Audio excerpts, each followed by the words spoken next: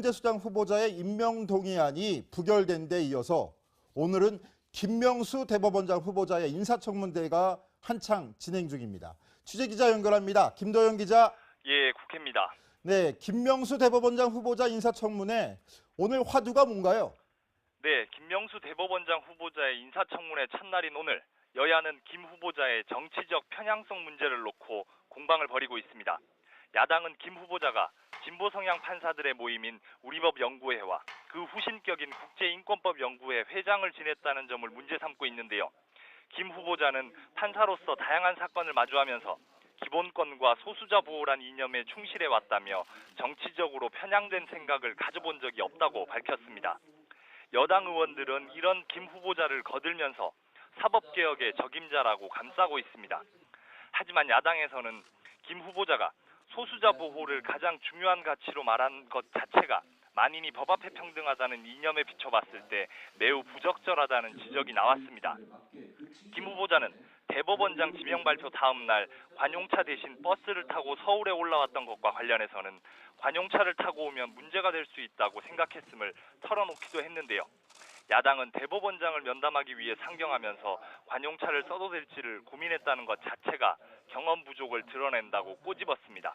여야는 내일까지 청문회를 진행한 뒤에 인사청문경과 보고서 채택 여부를 결정할 예정입니다. 지금까지 국회에서 전해드렸습니다. 네, 김희수 헌법재판소장 후보자에 대한 임명 동의안 부결, 그 후폭풍이 심상치 않습니다. 문재인 정부로서는 기존 국정운영 기조를 바꿔야 하나, 이거 고민할 수밖에 없는 시점인데요. 우선 부결 당시의 여야 분위기 영상으로 준비했습니다. 헌법재판소장 김희수 임명 동의안은 부결되었음을 선포합니다.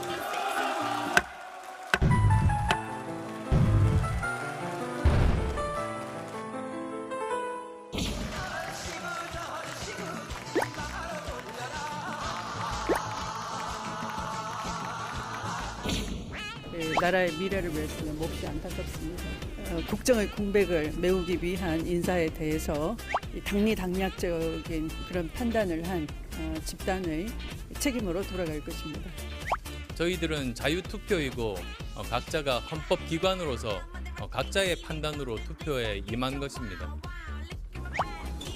글쎄요, 오늘 표결 결과니까요.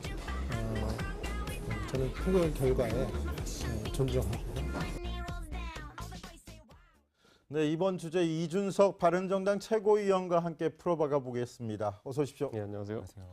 자, 이준석 최고위원, 네. 어저께 바로 문제의 장면입니다. 네. 정세균 국회의장이 가 145, 부 145, 동수로 부결됐다 이렇게 외칠 때 그거 보면서 어떻게 좀 심정이었습니까? 어떤 심정이었습니까? 원래 그러니까 저희 바른정당에서는 이제 원내대책회의나 이런 거 할 때도 보면은 이거 어차피 우리 다 들어가도 수적으로 밀린다 뭐 이런 판단하고 있었기 때문에 큰 기대는 하지 않고 들어간 상황이었는데 김희수 헌재수장 후보자 통과될 것이다 이렇게 예상을 보고요. 했었군요. 또 이렇게 표현하면 좀 어떨지 모르겠지만 오히려 소위 전력을 집중해야 되는 곳은 김명수 대법관 후보자다. 네. 뭐 이런 식으로 이제 얘기가 나오던 판인데 어제 이렇게 전격적으로 이렇게 부결로 결정나게 되면서 상당히 좀 의아한 부분도 있었습니다. 제가 갑자기 맡기에는. 예. 그렇군요. 예. 자, 조금 전에 그 부분부터 한번 더 짚고 넘어갈게요. 김명수 대법원장 후보자 인사청문회 지금 진행 중인데 예. 김명수 후보자를 더 집중해야 되겠다 이렇게 바른정당이 전략을 세웠다는 이유는 뭡니까? 우선 저희 원내대표인 주호영 원내대표가 이제 인사청문 특위의 위원장이기도 하고요. 두 번째로는 사실상 헌법재판소가 권력기관으로서의 최근에 위상을 정립한 거는 그 탄핵 사태와 관련돼서 그렇게 된 것이지 실제로 대법원장이 사법체계에 미치는 영향이 훨씬 큽니다. 왜냐하면 인사권을 거의 다 틀어잡고 있고 그에 따라서 상급심, 하급심 판결이 달라질 수 있는 부분도 있기 때문에 그런 측면에서 아무래도 이념 편향적인 인사가 되는 것은 부적절하다는 판단으로 바른정당 굳이 만약에 나중에 이제 좀 판단을 해야 된다면은 집중을 대법원장 쪽으로 해야 되는 것이 아니냐라는 생각을 했습니다. 네, 헌법재판소장에 이어서 대법원장 후보자에 대한 인사청문회까지 연이어 있으면서 사법개혁을 추진하던 여권도 좀 당혹스럽고 또 어떻게 추진해야 될까 걱정도 많을 것 같은데, 자, 노은지 기자, 네. 여당 지도부 반응 좀 어떻습니까, 오늘은? 아까 뭐 추미애 대표 표정도 보셨지만 어제에 이어서 오늘도 민주당 지도부는 격앙된 감정을 감추지 못했는데요. 오늘 공식 석상에 나타난 추미애 대표의 얘기부터 한번 들어보시죠. 국민의 뜻을 외면하고 헌법 공백을 메우는 헌법재판소장 자리를 날려버렸다 하는 것은 참으로 염치가 없는 소행이다 이렇게 생각을 합니다. 저 잠도 제대로 못 잤어요. 하도 막막해서요. 협치의 시작과 끝은 오로지 국민의 뜻을 제대로 받드는 것이어야 합니다. 그 당의 존재감을 드러내기 위한 그 당의 것이 협치가 아닌 것입니다. 제발 백봉 선생님의 이름을 팔고 신사인 척하지 않았으면 좋겠습니다. 네, 저 자리가 이제 백봉 라영균 선생의 업적을 기리기 위한 만들어진 백봉 정치 문화교육연구원 개원식이었는데 축사하는 자리에서 추미애 대표뿐만 아니라 저 얘기를 할 때 앞자리에 이제 야당 지도부들도 많이 앉아 있었습니다. 추 대표가 저렇게 얘기를 한 게 사실은 국민의당 그리고 자유한국당을 겨냥한 말이잖아요. 근데 추 대표가 지금 화면을 보시면 알겠지만 발언을 하고 내려오는데 박지원 대표와 이렇게 스칩니다. 그런데 앞줄에 앉아 있는 사람들 중에서 국민의당 의원들은 모두 그냥 스쳐 지나가 버리고요. 민주당 의원들과만 악수를 하고 나가는 모습을 볼 수 있습니다. 박지원 전 대표의 뒷모습인데요. 눈조차 마주치지 않고 저렇게 싸늘하게 스쳐가는 모습이 오늘 연출이 됐습니다. 아니 원래 때와 장소를 좀 맞춰야 되는 것이 정치인들도 어지간해서는 예를 들어 장례식장 같은 데 가가지고 기자분들이 와서 궁금을 물어봐도 최대한 이제 거기서는 인터뷰를 자제하고 이런 게 있거든요. 저거 행사 축사하라고 가가지고 뭐 협치 정신과 전혀 관계없이 남을 비판하는 이야기를 했다는 것 자체가 지금 추미애 대표가 당황한 건 알겠는데 지금 너무 좌충우돌하는 것이 아닌가라는 모습이 좀 보여서 안타깝습니다. 저 행사 주제가 협치의 이상과 실제라는 주제였거든요. 그러니까 이상보다는 실제를 많이 본 모습인데 사실 추미애 대표는 이제 여당 대표로서 어떻게 보면 하나의 메시지를 전달하고 싶었던 모양새였던 것 같아요. 그렇기 때문에 뭐 일단은 축사 자리였지만 어떻게 보면 축사보다는 연설에 가까운 하지만 여당의 이런 기조를 다시 한번 피력하는 그런 자리가 아니었나 그런 의도로 좀 이렇게 행동을 좀 보인 것 아니었나라는 생각도 듭니다. 자, 이준석 최고위원. 조금 전에 노원지 기자도 설명했지만 추미애 대표 유독 박지원 전 대표 등 국민의당에 굉장히 불쾌감을 드러내고 비판을 하고 하는 모습이거든요. 왜 국민의당이 저렇게 표적이 된 건가요?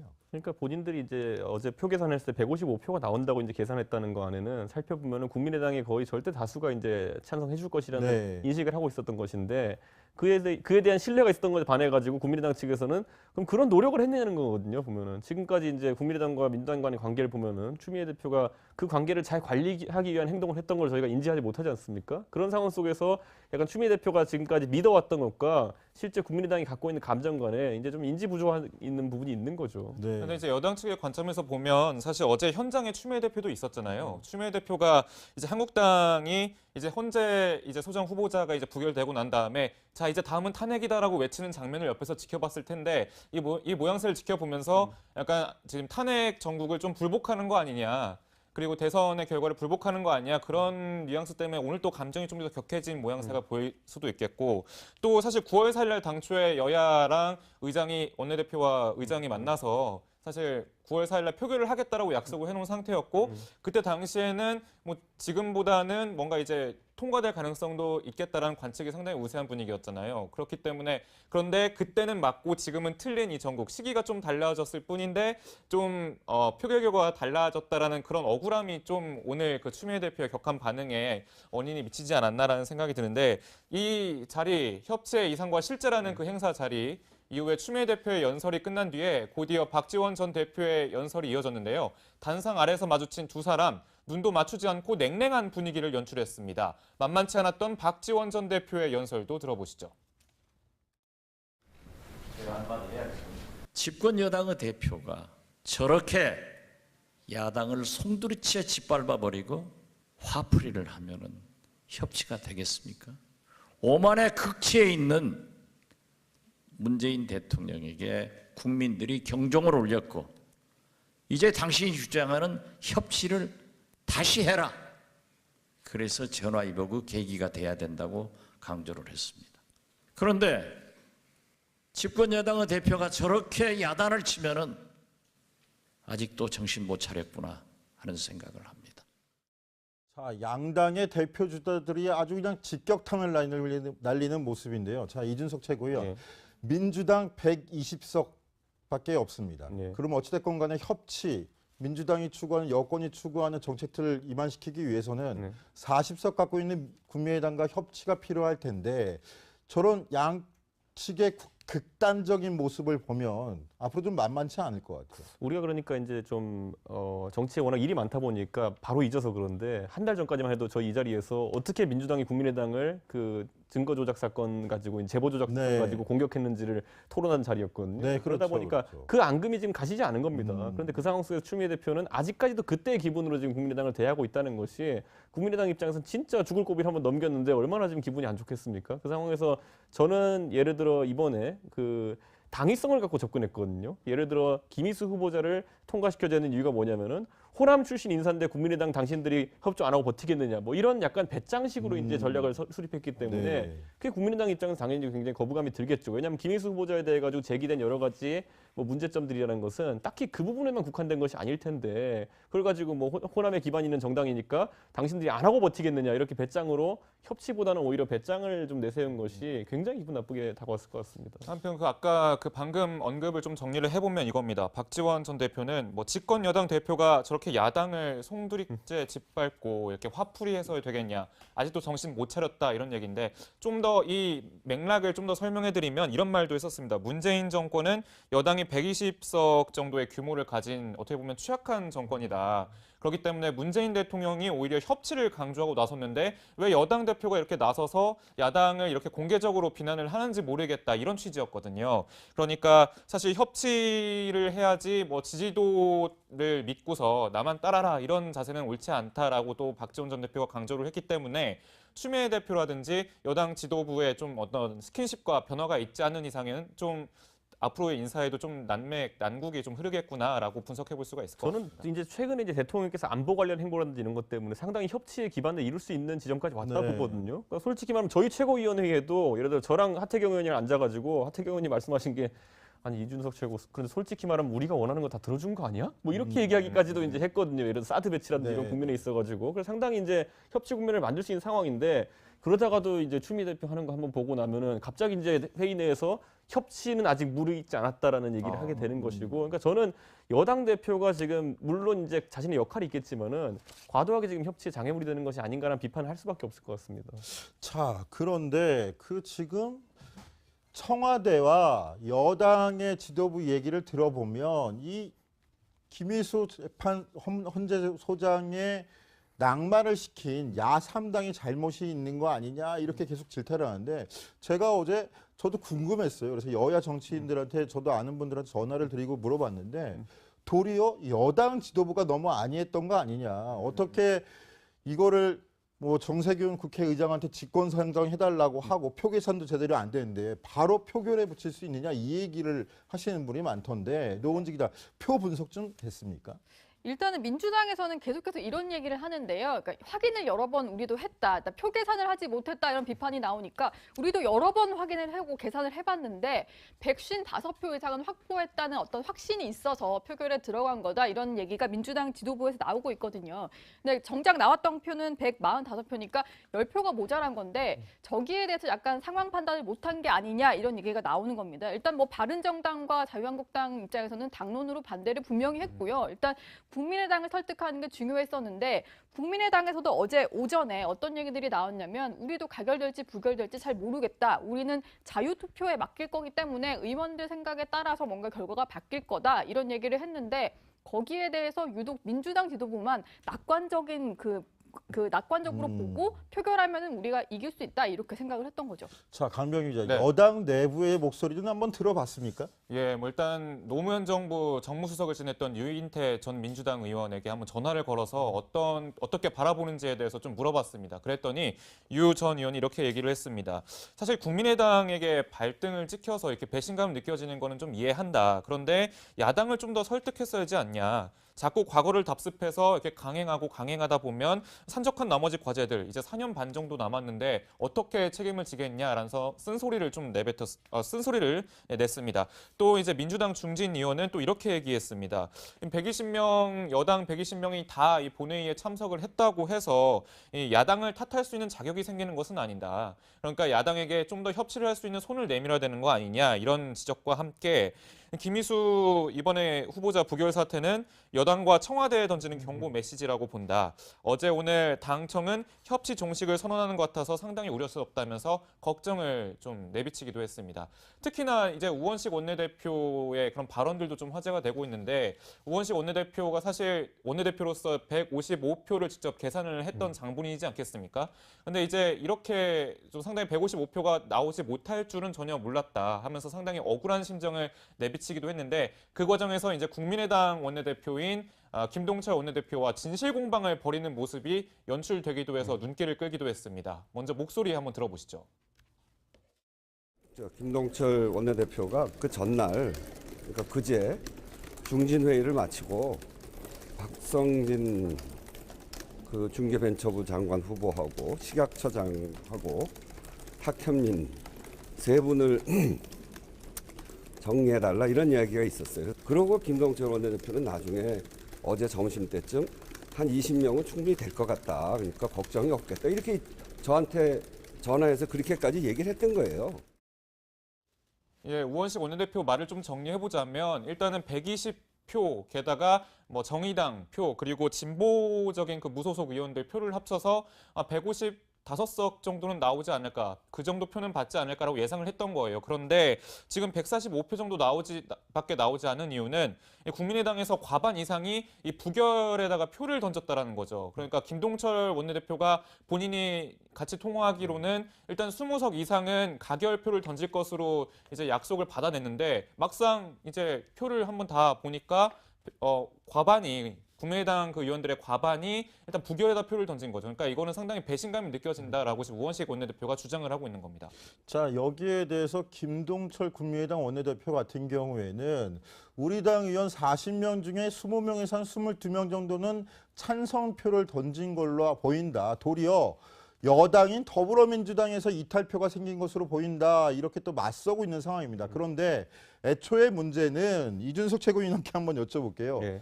여당 원내대표인 우원식 원내대표의 목소리 조금 전에 들으셨는데 김동철 국민의당 원내대표 이야기를 믿었다는 거 아닙니까? 20표 이상 찍어준다는 거. 그렇죠. 이거 고지고대로 믿을 수 있는 얘기인가요? 저는 이 부분에서 그리고 또 이 김동철 원내대표의 말도 어느 정도 믿어볼 수도 있는 부분이 뭐냐면요. 아까 말했듯이 호남 관련 이야기로 빗장을 걸었단 말입니다. 먼저 민주당에서. 그랬기 때문에 그게 상당히 강력한 카드로 들어갔던 게 사실이고 근데 그에 반해가지고 제가 알기로 이제 김희수 후보자에 대해 가지고 조직적인 어떤 반대가 있었던 부분은 예를 들어 기독교계의 반발이라든지 이런 부분이거든요. 근데 그 부분에서 우리가 익히 알고 있지만 민주당에도 보면 이런 소신을 가진 분들이 있습니다. 신앙적 소신을 가진 분들이 있기 때문에 저는 민주당에서 이탈표가 나오지 않았다고 속단하는 것도 지금 저희가 너무 쉽게 생각하는 것이 아닌가라는 생각 들어가지고 아마 다만 이제 여기서 짚어볼 부분 뭐냐면은 저는 우원식 원내대표가 과연 진짜 155표 확신했을까라는 생각하게 됩니다. 왜냐하면 만약에 진짜 확신을 가지고 표 대결에 들어갔다고 한다면은 이 사태에 대해서 진짜 책임을 지라는 이야기가 계속 나왔을 겁니다. 그런데 어제 그런 얘기가 좀 나오다가 바로 잦아들었다는 거는 저는 표결에 대한 확신을 오히려 우원식 원내대표가 가진 것이 아니라 청와대가 가졌을 가능성이 있다. 그렇기 때문에 그에 대한 책임을 우원식 대표가 지지 않는 형태로 지금 가는 것이 아닌가 싶습니다. 사실 헌정사상 초유의 이제 표결로 인한 그렇죠, 예. 현재 소장 후보자의 사퇴가 이제 이루어지는 격인데 이 일에 대해서 원내대표가 책임지지 않는다? 그건 우리가 알고 있는 것과 약간 다른 형태의 원내 협상 전략이 있었다는 생각 들게 됩니다. 네, 그것도 한번 따져봐야 될 문제인 것 같고요. 어찌됐건 간에 어제 헌재 소장 낙마 사태 공교롭게도 제1야당인 자유한국당이 복귀하자마자 벌어진 일이었습니다. 자, 노은지 기자.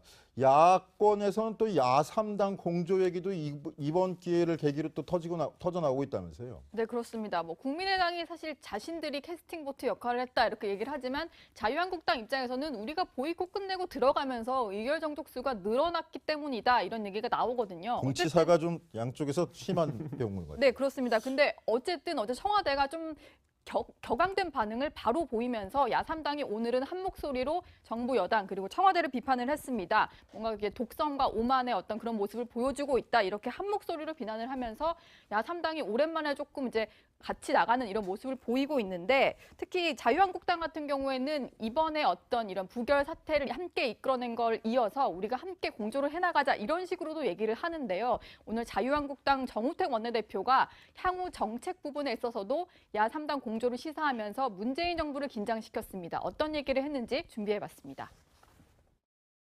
마음만 먹으면 모든 것을 다 할 수 있다는 지극히 오만하고 독선적 자세, 이것은 이제 고쳐지기 바랍니다.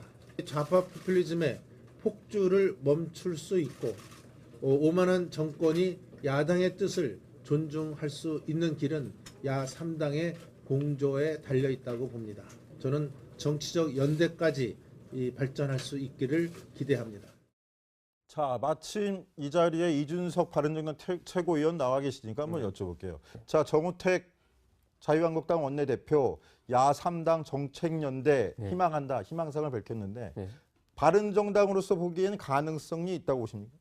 얼마 전까지는 흡수 통합하겠다고 이렇게 하다가 지금 연대하겠다고 하는 거, 사실 우리가 대북 정책도 마찬가지거든요. 통일과 상생은 공존할 수 없는 이야기입니다. 네. 그걸 동시에 꺼낸다는 것은 실제 지금 아무 구체적인 전략이 없다는 것을 의미하기 때문에 뭐 진실성이 있어가지고는 아직까지 지켜봐야 될 것 같고요. 다만 이제 자유한국당 쪽에서 이제 이 여세를 몰아가지고 어떤 연대를 추진한다고 했을 때 정책적 연대는 가능한 부분이 있습니다. 왜냐하면 바른정당에 당론이 있는 부분들이 있기 때문에 일치하는 부분에 대해서는 같이 공조할 수 있는 부분이 있고, 다만 이제 이것을 뭐 선거 연대나 어떤 여러 단계로 격상시키는 것에 대해 가지고는 아직까지 바른정당 내에서 거부감이 많습니다. 왜냐하면 아까 그 처음에 이제 탈당할 때 그 자유한국당에서 갈라서게 된 계기가 됐던 친박 청산이라든지 이런 부분이 말만 나오고 계속 이제 이루어지는 것이 없다 보니까 과연 혁신은 어디 갔느냐라는 얘기를 던질 수밖에 없는 거죠. 자, 정우택 원내대표 이 방송 보고 계시면 바른정당 지도부에서는 자, 흡수이던 연대이던 한쪽 길을 선택하고 대응하라는 메시지가 있으니까요. 참고하실 필요가 있을 것 같습니다. 소장 김유수 임명 동의안은 부결되었음을 선포합니다.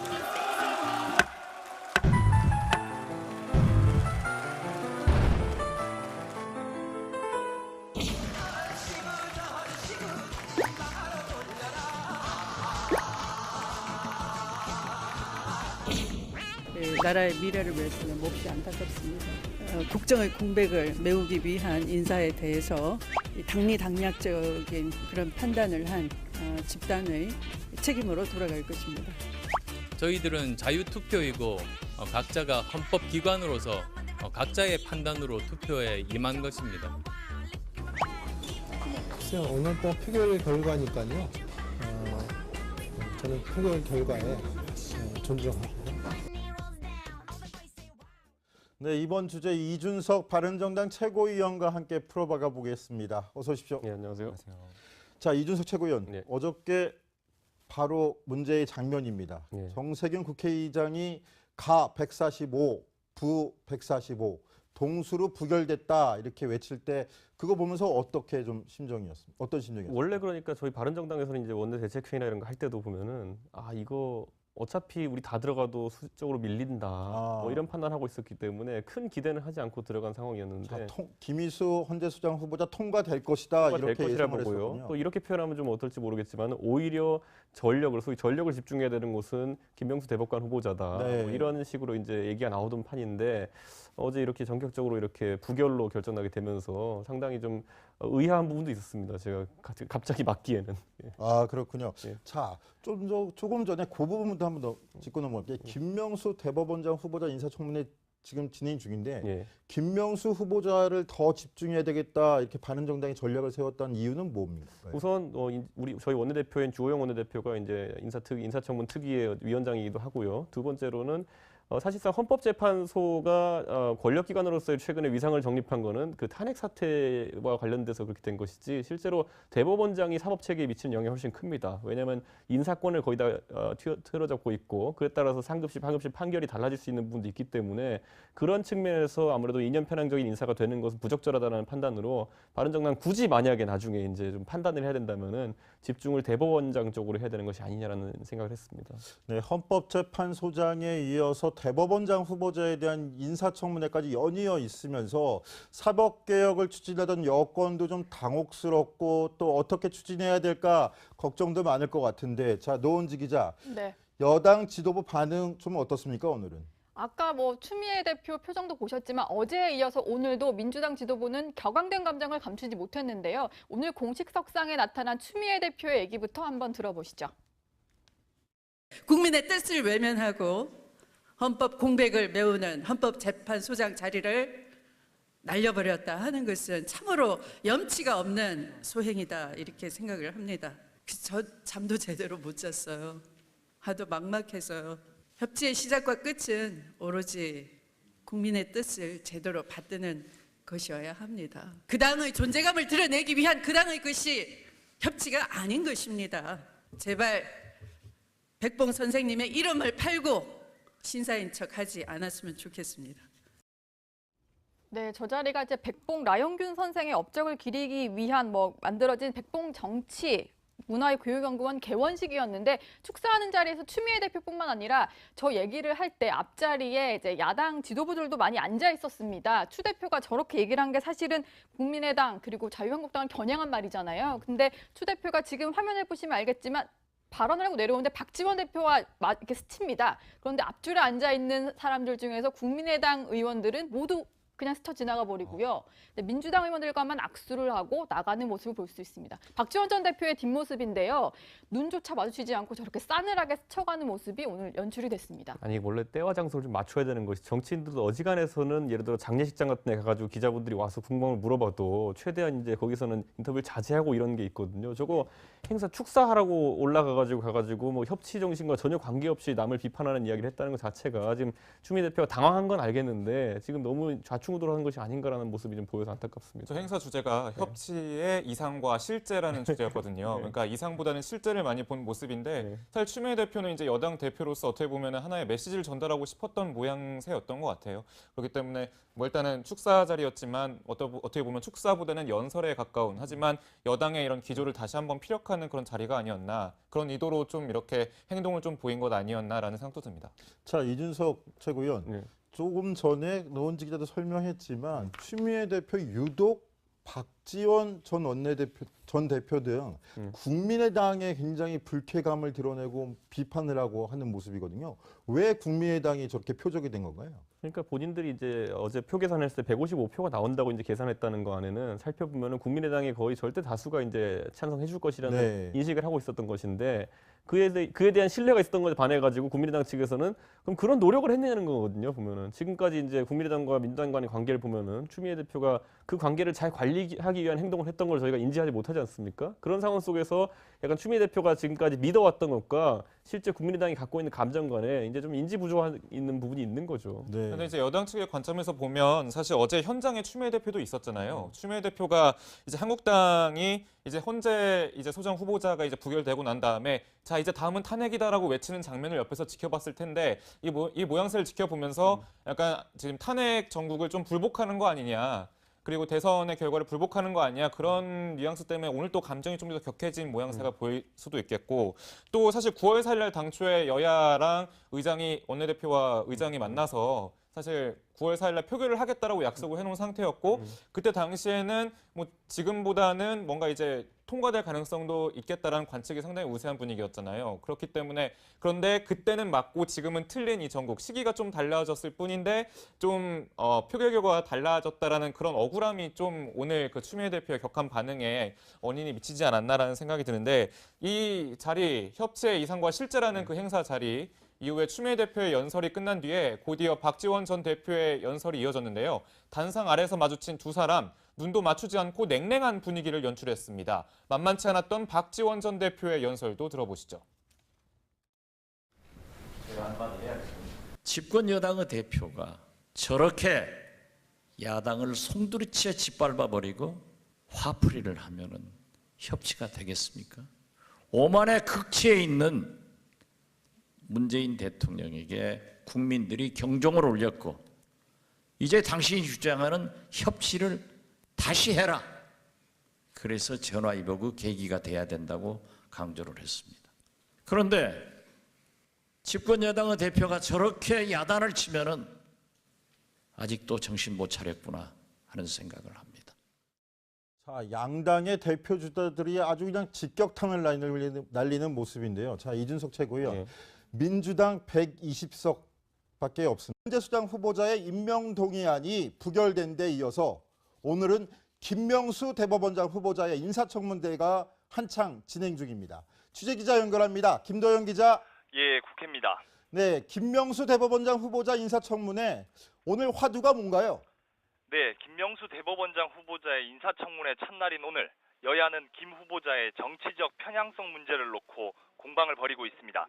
야당은 김 후보자가 진보 성향 판사들의 모임인 우리법 연구회와 그 후신격인 국제인권법 연구회 회장을 지냈다는 점을 문제 삼고 있는데요. 김 후보자는 판사로서 다양한 사건을 마주하면서 기본권과 소수자 보호란 이념에 충실해 왔다며 정치적으로 편향된 생각을 가져본 적이 없다고 밝혔습니다. 여당 의원들은 이런 김 후보자를 거들면서 사법개혁의 적임자라고 감싸고 있습니다. 하지만 야당에서는 김 후보자가 소수자 보호를 가장 중요한 가치로 말한 것 자체가 만인이 법 앞에 평등하다는 이념에 비춰봤을 때 매우 부적절하다는 지적이 나왔습니다. 김 후보자는 대법원장 지명 발표 다음 날 관용차 대신 버스를 타고 서울에 올라왔던 것과 관련해서는 관용차를 타고 오면 문제가 될 수 있다고 생각했음을 털어놓기도 했는데요. 야당은 대법원장을 면담하기 위해 상경하면서 관용차를 써도 될지를 고민했다는 것 자체가 경험 부족을 드러낸다고 꼬집었습니다. 여야는 내일까지 청문회를 진행한 뒤에 인사청문경과 보고서 채택 여부를 결정할 예정입니다. 지금까지 국회에서 전해드렸습니다. 네, 김희수 헌법재판소장 후보자에 대한 임명 동의안 부결 그 후폭풍이 심상치 않습니다. 문재인 정부로서는 기존 국정운영 기조를 바꿔야 하나 이거 고민할 수밖에 없는 시점인데요. 우선 부결 당시의 여야 분위기 영상으로 준비했습니다. 헌법재판소